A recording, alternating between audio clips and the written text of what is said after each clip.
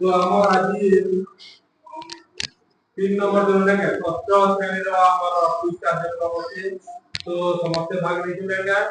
हां तो समस्त उत्तर देबा के रेडी हो जाओ के तो रेडी तो वेरी गुड ठीक है आरंभ करो। तो पहला प्रश्न है पदार्थ कोन के उत्तर देबो पदार्थ रे बेले बेले रूप आकार अवस्था किंबा गुण रे परिवर्तन हुए ताहाकु पदार्थ रे परिवर्तन कहा जाए। वेरी गुड ठीक আছে। हां तापरे नंबर 2 नंबर प्रश्न हला मनुष्य कृत परिवर्तन कोन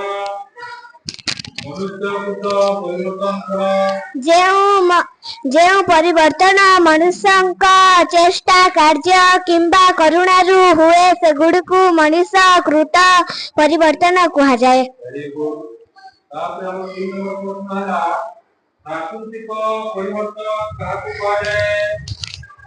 जेउ परिवर्तन प्रकृति रे आपे आपे हुए एवं मनुष्यंका चेष्टा बिना घटे से गुड़ी को प्राकृतिक परिवर्तन कहा जाए। वेरी गुड तापरे हमर बोला रासायनिक परिवर्तन काहकु कहा जाए। जेउ परिवर्तन रे नुआ पदार्थ सृष्टि हुए एवं प्रथम अवस्था को पुणी फेराइबा संभव नुहे सही परिवर्तन को रासायनिक परिवर्तन कहा जाए। वेरी गुड तेबे तार पर आत्मा भौतिक परिवर्तन काहकु कहा जाए।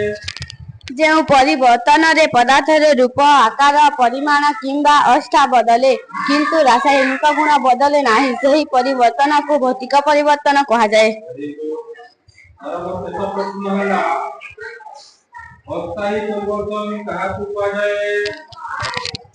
जेउ परिवर्तन किछि समय पर्यंत हुए पुणी प्रथम अवस्था को छड़ी फेरी आसे से गुडी को अस्थायी परिवर्तन कहा जाए। ठीक है हमर प्रश्नला समस्या के उत्तर देने तो सत्र ले काली के हो